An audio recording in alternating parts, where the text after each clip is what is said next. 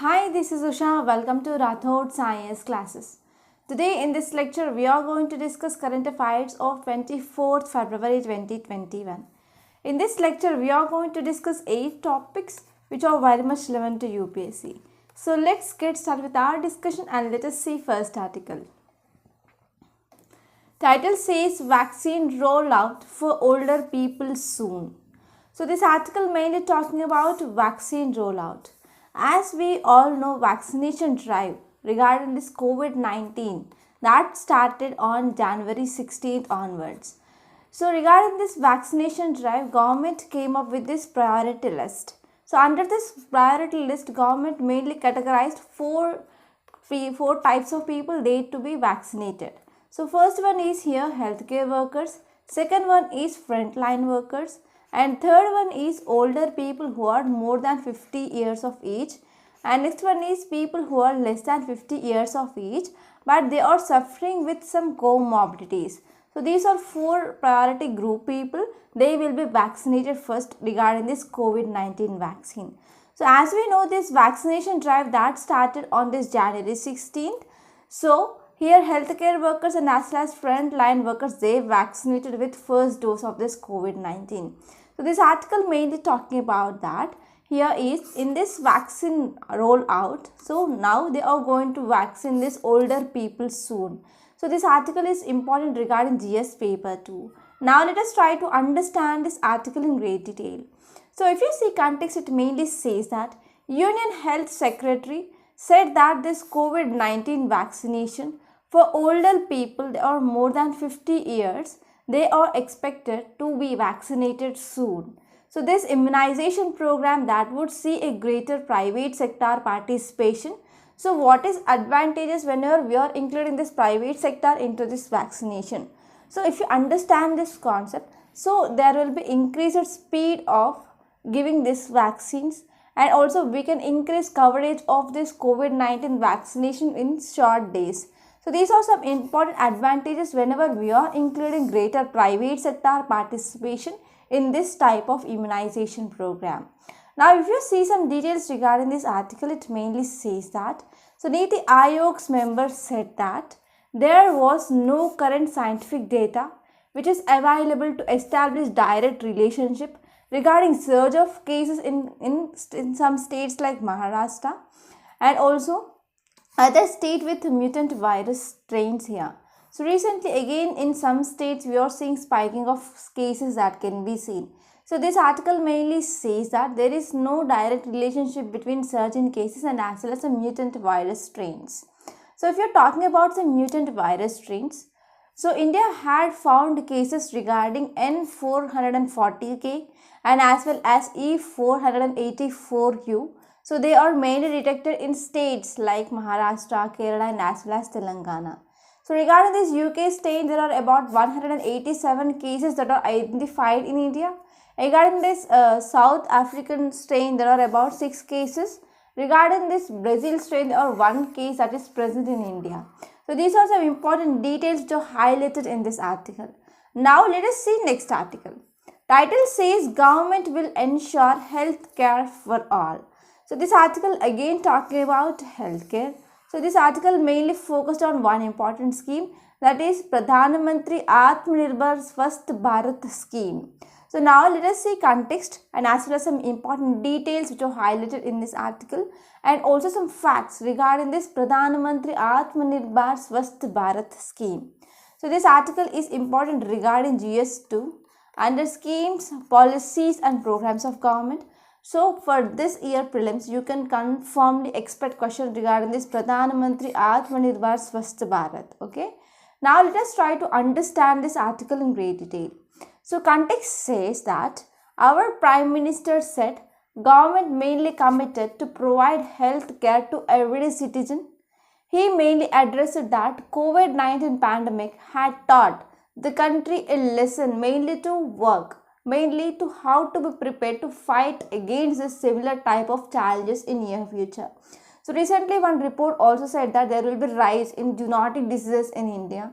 So whenever zoonotic diseases are increasing in India, we need to have better prepared with research and development and to counter those diseases and to prevent those spread of those diseases here.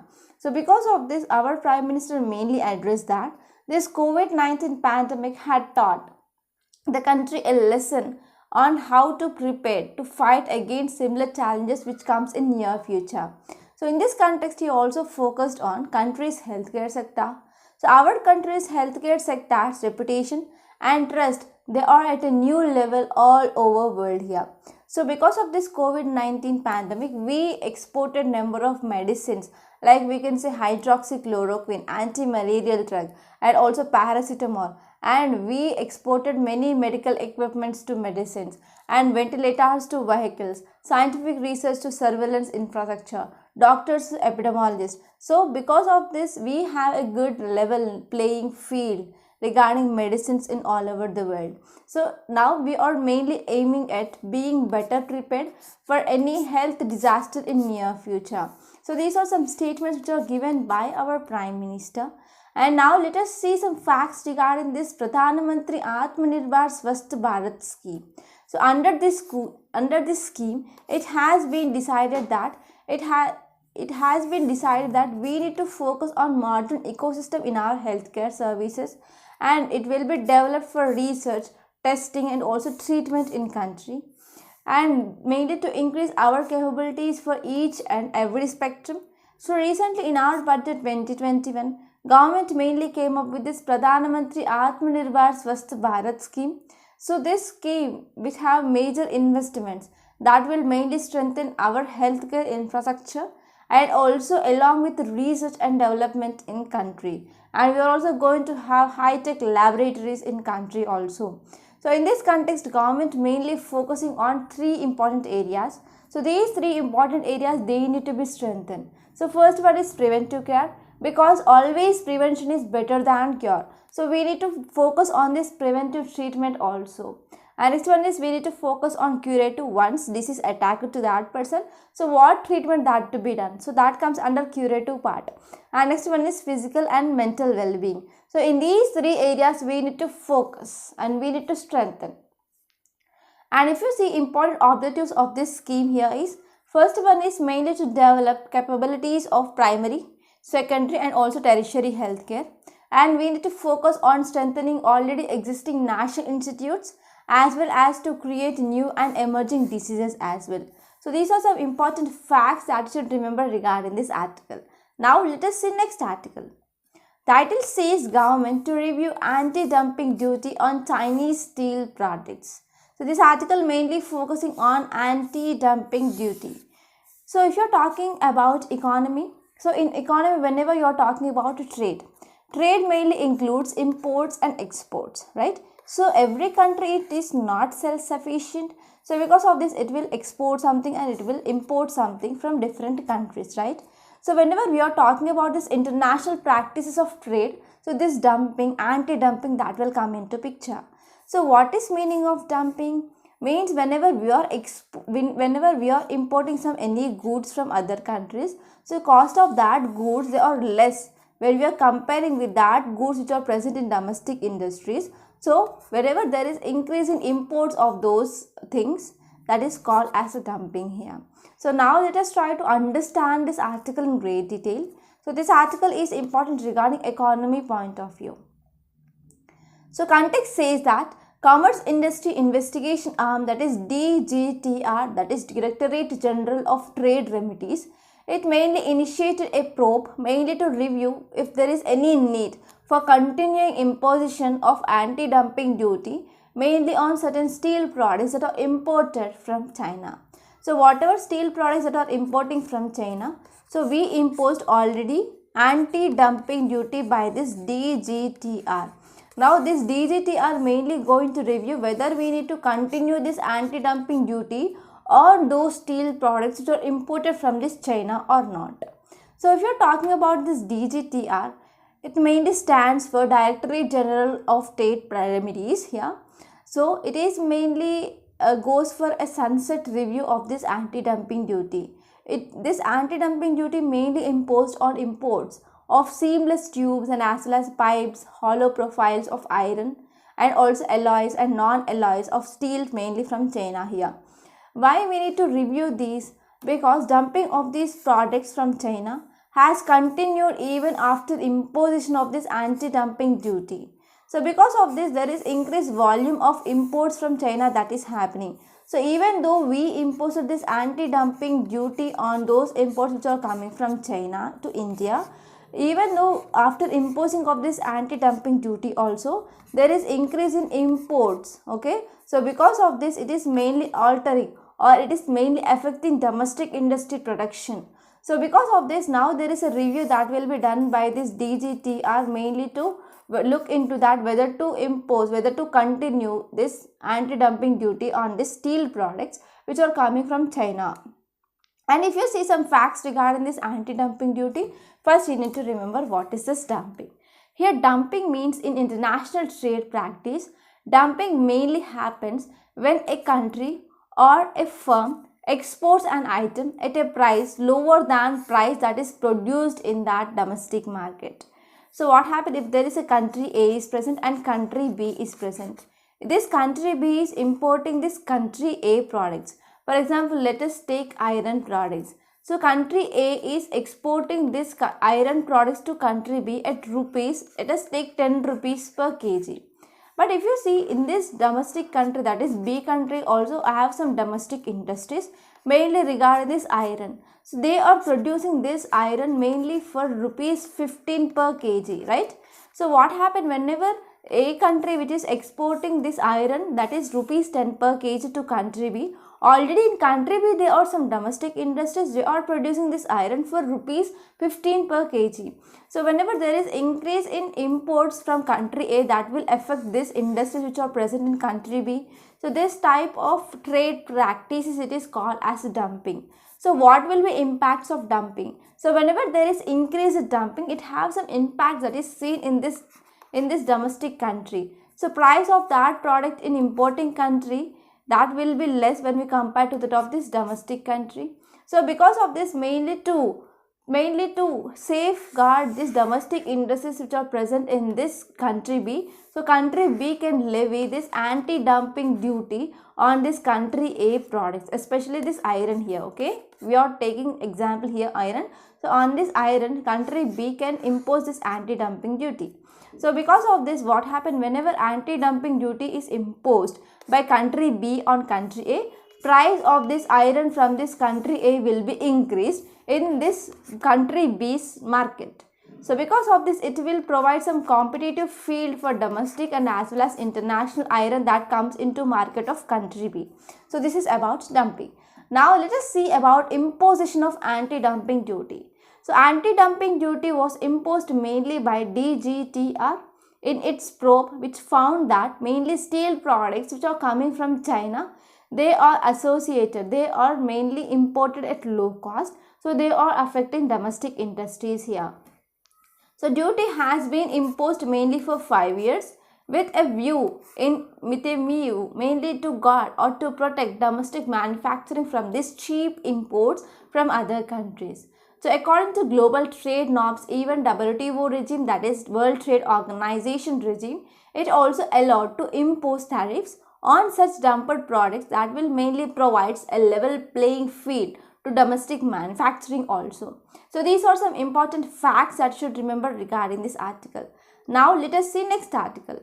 So before seeing this article, I want to make a small announcement on this platform. We came up with this current affairs package course.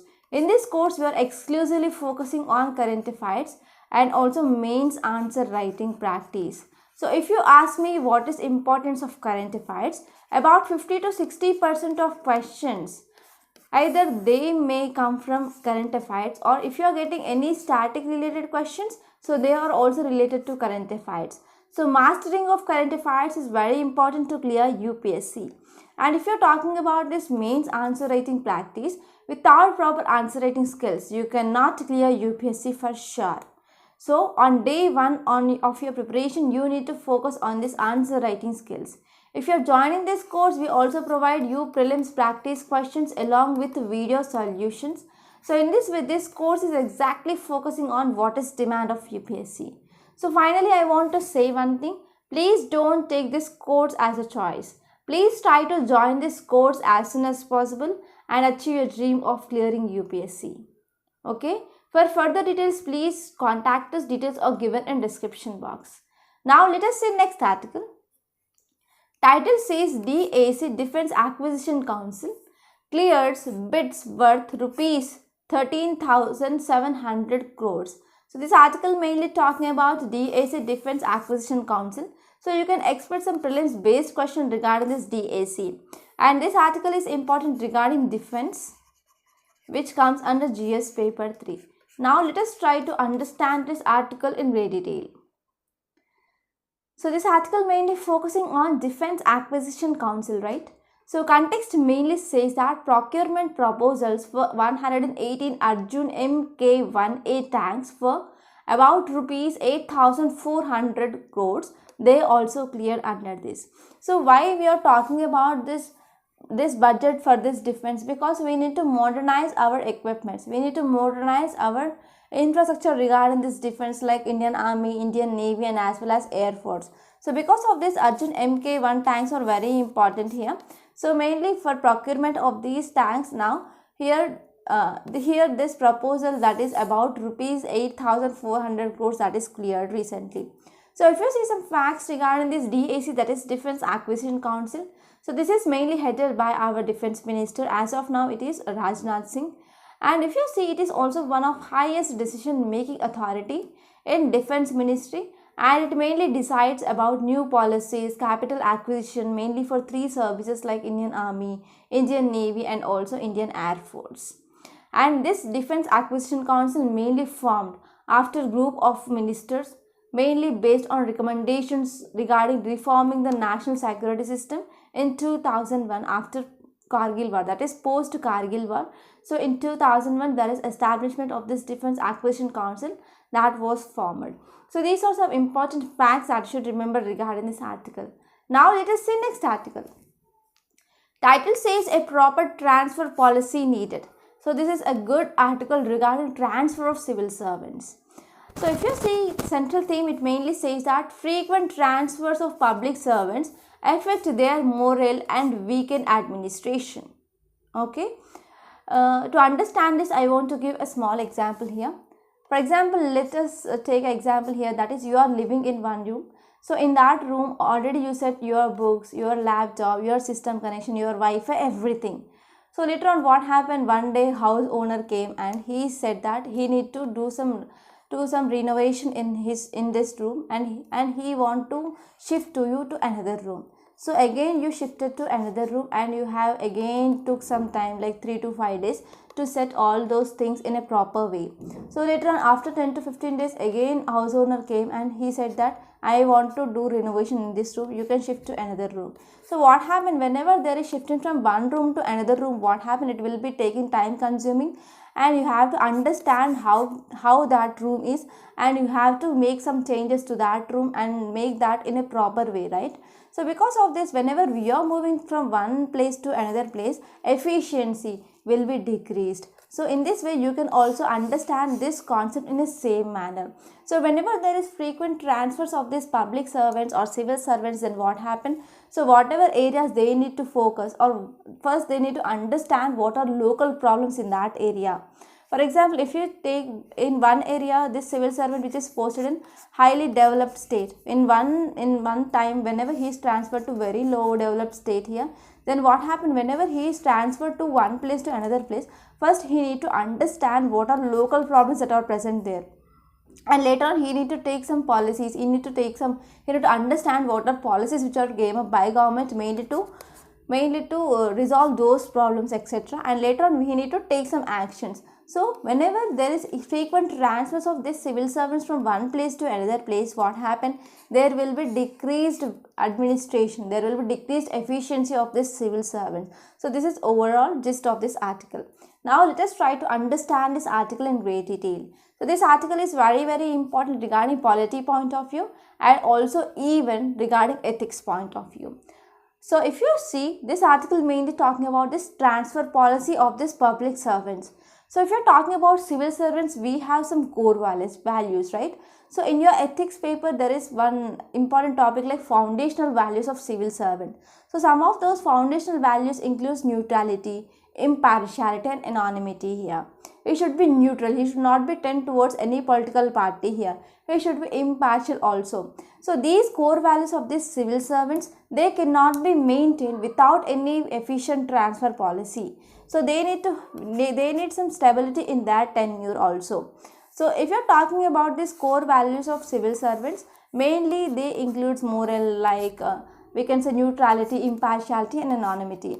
So whenever these transfer policies there are happening and there is no proper efficient transfer policy is present, then good governance and better administration for development of that area, that will not be done. So for solution to this good governance and also for better administration of development of that area, so we need to have some proper efficient transfer policy here.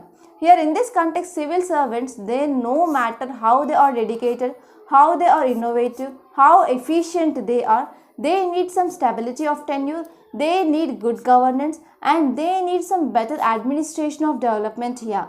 So this article mainly quoted one example. For example, in Jammu and Kashmir, so purpose of administration in any area, it is mainly for purpose of this administration in any area here, it is to ensure peace and development in that area. If you're talking about this ensuring peace and development in that area, so it is unlikely to succeed till there is a proper transfer policy.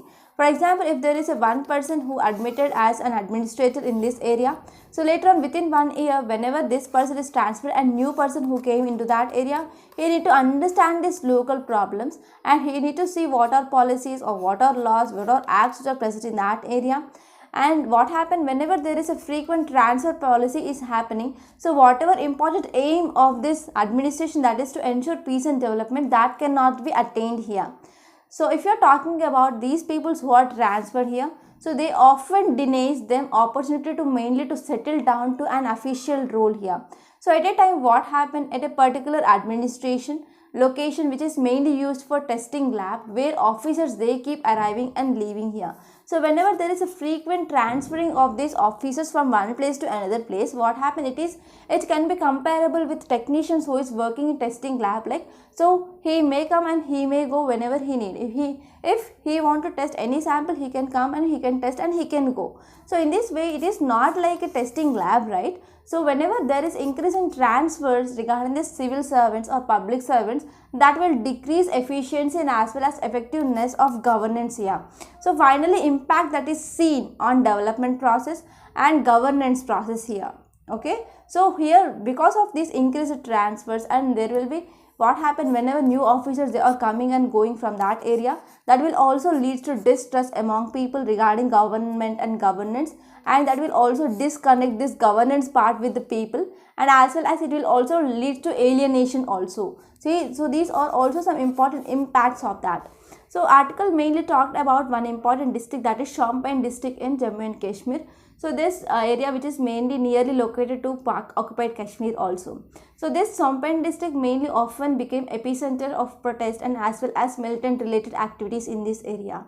If you see some data, since 2017 onwards, there are about 13 deputy commissioners that are appointed to this Jammu and Kashmir. So if you are comparing with this last three deputy commissioners, they had a stay of about 378 days, 537 days and 25 days respectively here. Last deputy commissioner mainly assumed charge on January 19, 2021 and he mainly transferred to Leh on February 13, 2021. So in this way, only 25 days charge which is taken by this last deputy commissioner here. So it is not only happening in Jammu and Kashmir but also many other districts. They are also seeing this transfer of this civil servants that is seen. So because of this frequent transfer, so what might be reason? The reason mainly here focused here is interference with local politicians, interfere with this local politician and their administration, that is leading to this increased transfer. But if you are talking about this Jammu and Kashmir, this agreement that not valid to this Jammu and Kashmir, because there is no elected MLAs after dissolution of the state legislative assembly. regarding this 2018, correct, and 2019 we went for elections. So till now we do not have proper elected government in Jammu and Kashmir. So because of this, whenever we say this reason like interference with local politicians, that will not valid for this reason regarding this Jammu and Kashmir here. So if you are talking about some data which is given by analysis of Supremo, so it mainly says that database of Department of Personnel and Training mainly shows that average posting spell of civil servants in India, it is only about 15 months. And some case studies mainly given in this article, it mainly says that Ashok Karma and as well as Pradeep Kasmi. So these are those are two Haryana based IAS officers. So this Ashok Karna, he was transferred more than 50 times, and Pradeep Kasmi was transferred more than 65 times here. So if you are talking about this transfer of these public servants, Union Minister of Personnel and Public Grievance and Pensions accepted about helplessness regarding this frequent transfer of officers in states here. Even second ARC, that is Administration Reforms Commission, also highlighted this point. And fifth pay commission mainly recommended that no premature transfer should be allowed, and it should be mainly based on minimum tenure of each post.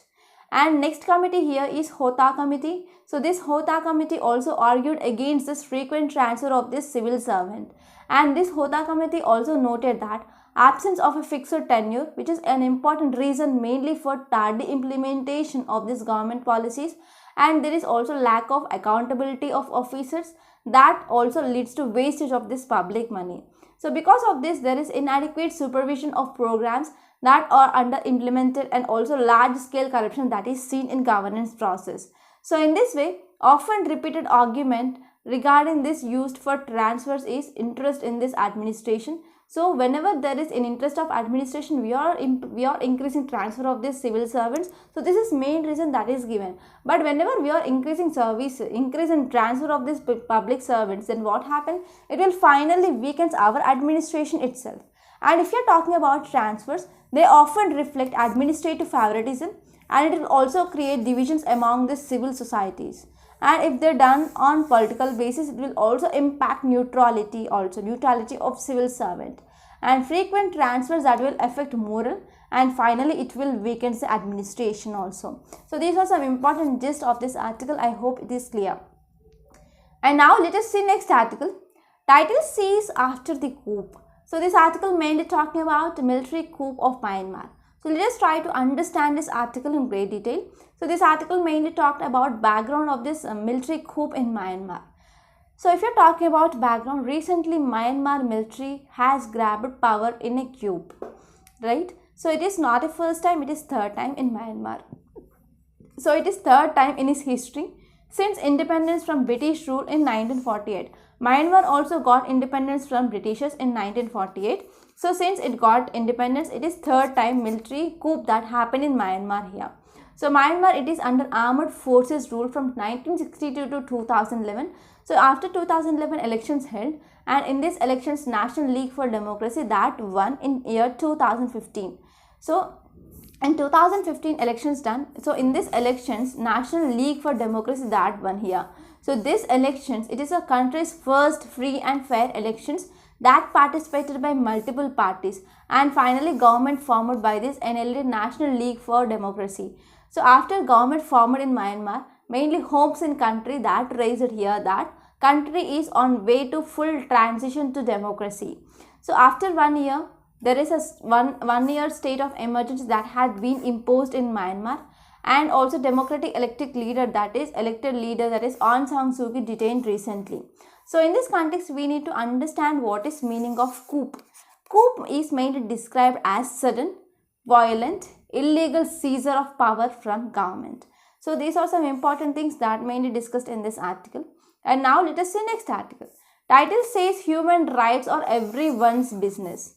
So what is meaning of this title here? As we know, these human rights, they are some basic rights that to be enjoyed by each and everyone. So because of these human rights, they are everyone's concern here. So if you see here, central theme, it mainly says that India must realize that democracy cannot be reduced only to demanding praise from the rest of world. So mainly India is demanding praise from rest of world. So it is not only important, but also it need to realize that it need to follow human rights also. So now let us try to understand this article in great detail. So this article is important regarding GS paper 2. So now let us go back and let us see some background regarding this human rights. So India was a member of first Human Rights Commission. So this Human Rights Commission that drafted International Bill of the Rights. So that led to Universal Declaration of Human Rights. So this Universal Declaration of Human Rights mainly drafted from January 1947 till December 10th, 1948. So this Universal Declaration of Human Rights mainly adopted by United Nations General Assembly here. So if you're talking about South Africa, there is apartheid movement that happened. So what is this apartheid? Apartheid means mainly discrimination, blacks against this whites. Okay, whites mainly discriminating this blacks here. So even this, for this apartheid movement also India played a significant role, and it mainly opposed this apartheid. Okay, so if you're talking about ideas of this human rights in our preamble, they are enshrined. For example, we have liberty, we have equality, we have fraternity here. So we have fraternity means we have brotherhood like feeling. So without liberty we cannot ensure equality. Without equality we cannot ensure this fraternity. Without fraternity we cannot ensure this liberty here. So these ideas, they are mainly taken by our Indian from French Revolution into our Indian Constitution here. So regarding this liberty, equality and fraternity, B.R. Ambedkar also explained that they were interconnected here and they are locked to each other. Without one, there is no meaning to other. So even our External Affairs Minister, he had a visit to Sri Lanka. So in that meet, our External Affairs Minister also said that there is need to do more regarding safeguarding of rights of Tamils. But if you're talking in India, we have this Citizenship Amendment Act, right? So it is also denying some human rights of especially Muslims here. And if you're talking about liberation of Bangladesh, India invoked mainly principles of universal human rights, international attentions, etc. And if you're talking about Dalai Lama, India mainly chose to host this Dalai Lama, but this is mainly opposed by China here.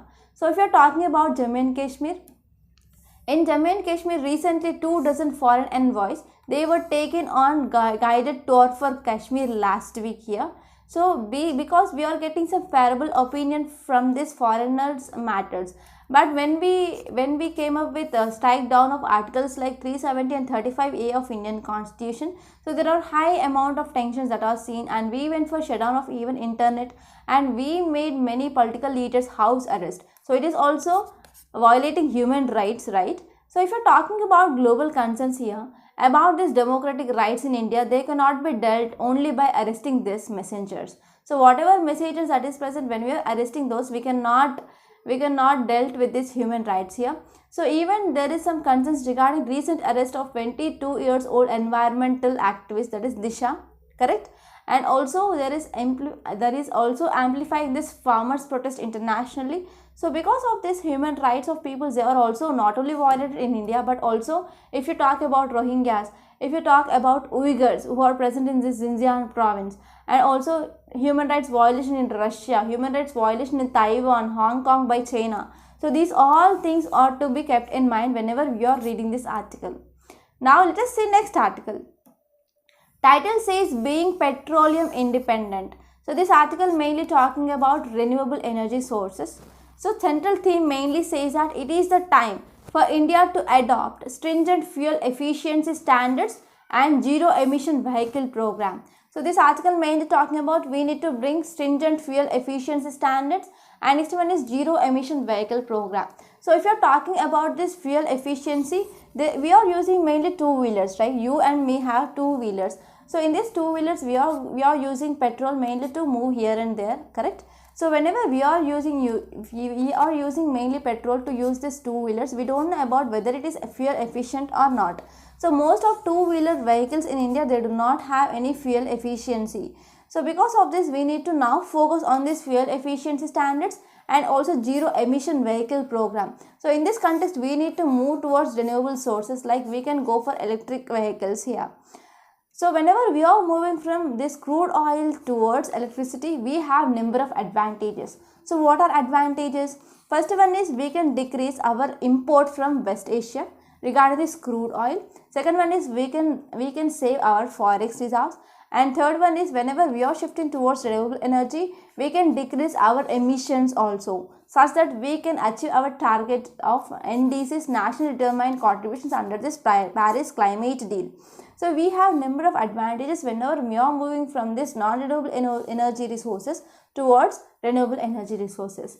So this article mainly talked about what this government did and what earlier government did. So we don't want that political things. Whatever which is important regarding UPSC, we are going to extract from this article. That's it. So this article mainly talking about we need to go for petroleum independent things, right? So we have number of policies that are led to move towards this renewable energy in India. So whenever we are moving towards renewable energy, that will decrease our import of crude oil, and will also decrease energy import dependence on other countries. So in this way we can also create energy demand, okay, energy demand regarding this renewable energy in India.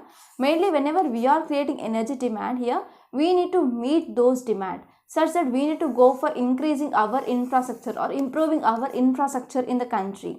So for example, if you're talking about schemes in India, we have FAME 2. So this FAME mainly stands for faster adoption on and manufacturing of electric vehicles. So this mainly focusing on increased use of these electric vehicles in country. And also we have another thing, in 2018 we came up with this national policy on biofuels. It mainly talking about we need to move from non-renewable resource towards this biofuels.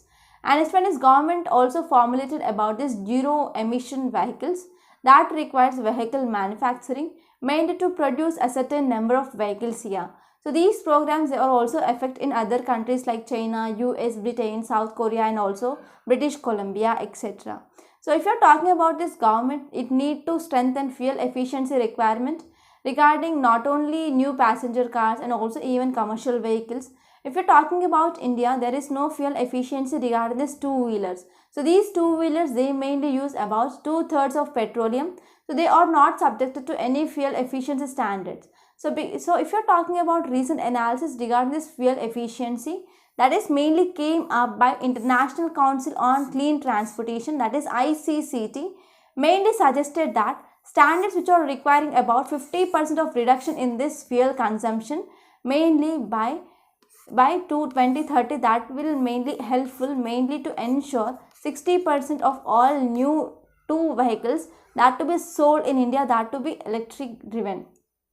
So this article, this recent analysis mainly says that. So in this analysis, International Council on Clean Transportation mainly suggested that we need to require 50% reduction of this fuel consumption by these two-wheeler vehicles by 2030.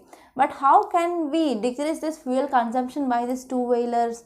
We can move towards electric things, right? So whenever we are moving for ensuring, or whenever we are giving some incentives mainly to buy these electric vehicles, so then we can also decrease this fuel consumption, especially by these two-wheeler vehicles.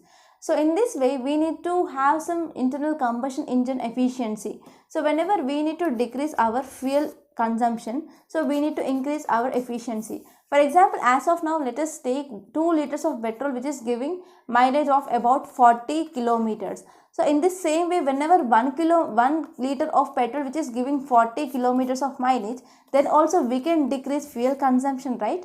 So whenever we want to increase mileage than compared to this petroleum that is used here, so we need to have some internal combustion engine efficiency improvements. So in these two ways, we can decrease this fuel consumptions also.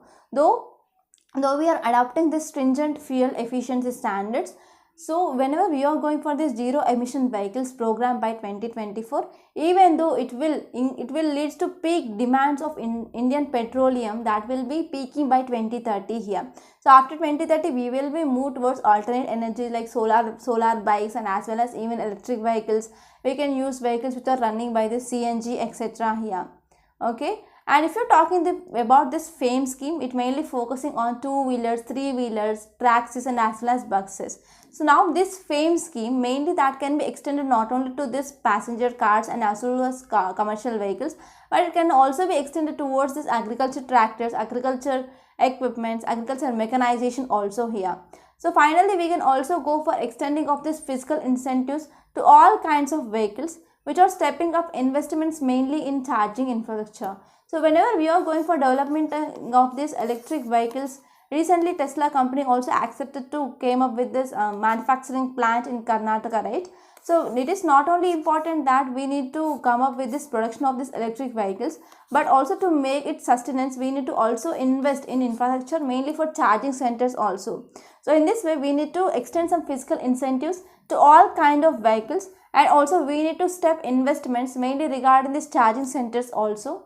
So we are going for this essential complementary policies that is very important, that should be come up by government. So these are some important gist of this article. Now let us see today's main question. What role attribute of political neutrality has on administration? So try to write this answer. Answer should not be more than 150 words. By this we are concluding today. I hope you enjoyed this lecture. Please subscribe to my channel and don't forget to like, share and comment my videos. And don't forget to join this current affairs package course. Thank you so much.